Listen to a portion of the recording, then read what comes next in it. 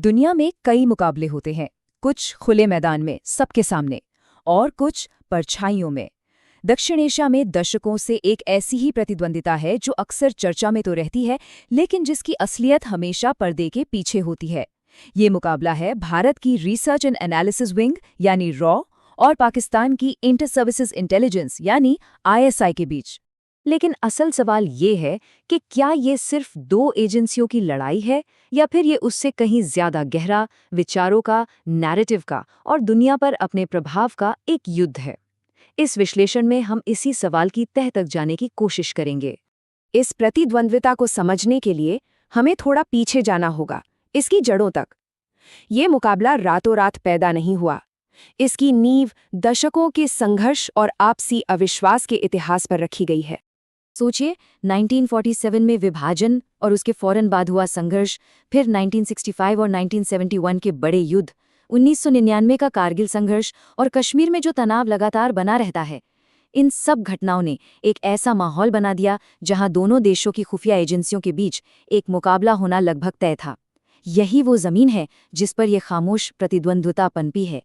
तो फिर ये लड़ाई असल में लड़ी कहाँ जाती है?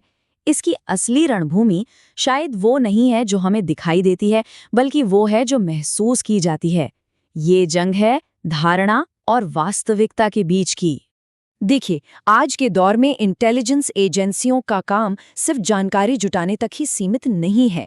पब्लिक में जो चर्चाएं होती हैं, उनके मुताबिक इनका रोल कहीं ज्यादा बड़ा हो चुका है। अब इसमें खतरों का सही आकलन करना, काउंटर टेरर ऑपरेशंस में तालमेल बिठाना, देश और दुनिया में चल रहे नैरेटिव पर नजर रखना और अपनी सरकार को डिप्लोमैटिक ब्रीफिंग देना भी शामिल है। मतलब ये कि पारंपरिक जमीनी ऑपरेशन और सीधी कार्रवाई तो कहानी का बस एक हिस्सा है। असली मुकाबला, और शायद ज्यादा बड़ा मुकाबला, अब धारणा के मैदान पर लड़ा जाता है। यानी एक नैरेटिव बनाना, दुनिया की राय को प्रभावित करना और पब्लिक में क्या बात हो रही है उसे कंट्रोल करने की कोशिश करना। तो इस लड़ाई का दायरा कहाँ तक फैला है? ये सिर्फ सरहदों तक सीमित नहीं है, बल्कि इसका असर सीमाओं से लेकर दुनिया के बड़े बड़े अंतर्राष्ट्रीय मंचों तक महसूस किया जाता है। एक्सपर्ट्स और विश्लेषक अक्सर सीमा पार घुसपैठ के आरोपों, जवाबी खुफिया ऑपरेशनों और एक दूसरे के खिलाफ चलाए जाने वाले प्रोपेगेंडा और काउंटर नैरेटिव अभियानों की बात करते हैं। इन सबको प्रभाव जमाने की एक बड़ी लड़ाई का ही हिस्सा माना जाता है। यहाँ एक बात साफ करना बहुत ज़रूरी है, हम जिन भी ऑपरेशनों की बात कर रहे हैं वो सब ओपन सोर्स रिपोर्टिंग पर आधारित हैं, मतलब वो जानकारी जो पब्लिक डोमेन में मौजूद है। ज़्यादातर खुफिया गतिविधियों की कभी कोई आधिकारिक पुष्टि नहीं होती, इसलिए हमारा ये विश्लेषण भी उसी सार्वजनिक जानकारी के दायरे में है। और ये लड़ाई सिर्फ ज़मीन पर नहीं, बल्कि ग्लोबल स्टेज पर भी लड़ी जाती है। कश्मीर का मुद्दा इसका सबसे बड़ा उदाहरण है। दोनों देश अंतर्राष्ट्रीय मंचों पर अपने अपने डिप्लोमैटिक चैनलों के जरिए दुनिया की राय को अपने पक्ष में करने के लिए लगातार कोशिश करते रहते हैं।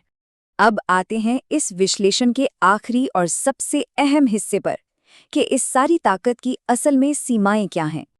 देखिए, कोई भी खुफिया एजेंसी अपने देश की नीति बनाने में एक बहुत अहम रोल निभाती है।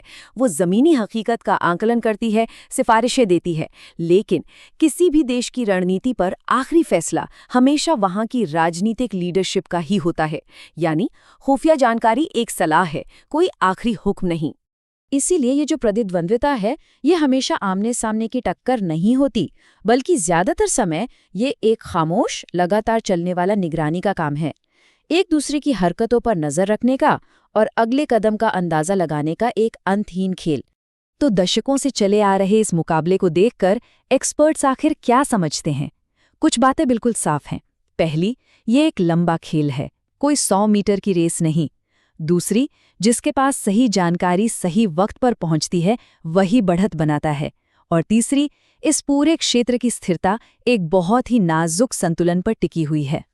इसे समझने का एक और तरीका ये भी है कि रॉ बनाम ISI की प्रतिद्वंदिता कोई अखबार की हेडलाइन नहीं है, ये तो इतिहास का बैकग्राउंड स्कोर है। एक ऐसी धुन जो हमेशा पीछे बजती रहती है, भले ही उस पर किसी का ध्यान जाए या ना जाए, क्योंकि भू राजनीति में आखिरकार जानकारी ही प्रभाव है।